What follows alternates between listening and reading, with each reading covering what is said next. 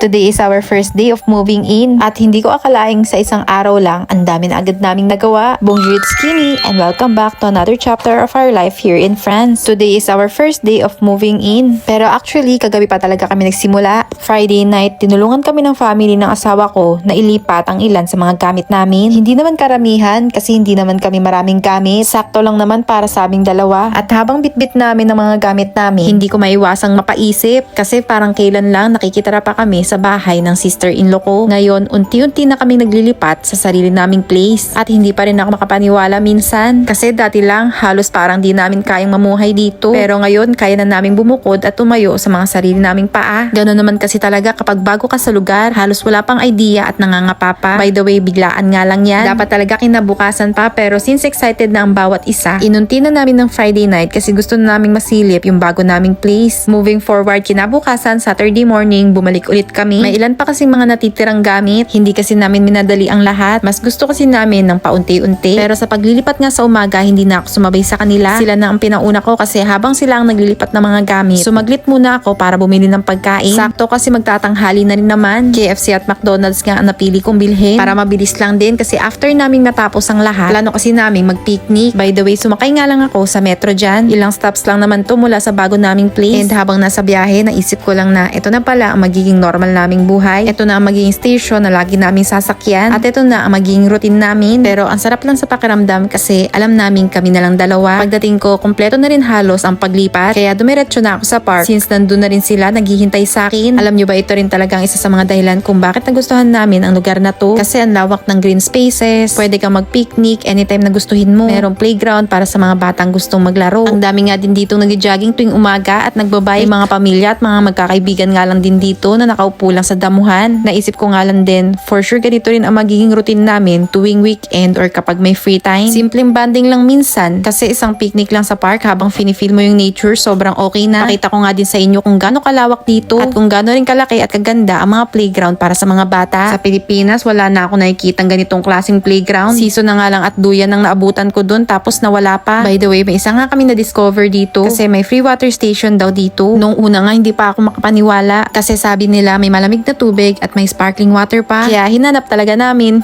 At nung nakita namin, totoo nga, pinasubok nga din namin sa kanila at na-amaze nga din sila kasi ilan lang sa mga place ang may ganito. Dito kasi sa place namin, mayayaman ang nakatira kaya siguro may paganyan. And after nga namin mag-picnic, tumambay nga lang kami saglit pero hindi na rin kami nagtagal masyado. Pinalaro nga lang muna namin saglit yung mga bata. Tapos after nyan, dumiretso naman kaming dalawa sa grocery para mamili kasi kinabukasan, Sunday na. During Sunday kasi marami sa mga supermarkets dito ang sarado o kaya limitado ang oras. Syempre ayaw namin magising kinabukasan, wala kaming makain. Wala pa kasi kaming stock sa bago naming place. And ang mga binili lang naman namin ay ang mga basic necessities. Hindi naman karamihan kundi mga kailangan lang. Nakakatuwa lang isipin kasi ito na ang first grocery namin para sa bago naming place. Isa na namang first at isa na namang memory. Ang maganda pa rito, may malaking Carrefour na 11 minutes lang ang biyahe gamit ang bus. Kasi malaking bagay talaga kapag accessible ang grocery. Pagkatapos nga namin mag-grocery, akala namin uwian na. Pero bigla namin nagustuhan kumain sa isang Pinoy street food place na malapit nga lang daw dito. Ang problema, hindi pa namin kabisado ang area. Kaya naglakad kami, naghanap at nag-Google Maps. Ang kaso, hindi pa rin namin makita. Kaya ang ending, napunta na lang kami sa Eiffel Tower. At doon na nga lang kami kumain, naglakad at tumambay. Alam niyo pakiramdam ko, ang laki ng pagbabago sa buhay namin. Hindi dahil sa apartment, hindi dahil sa gamit, kundi dahil unti-unti namin binubuo ang buhay naming dalawa dito sa Paris, France. At alam kong marami pa kaming pagdadaanan, marami pa kaming kailangang bilhin, at marami pa kaming kailangang ayusin. Pero hindi naman makumpleto ang lahat sa isang araw lang. So yun lang, thank you for spending another day with us. Abiento! Bye!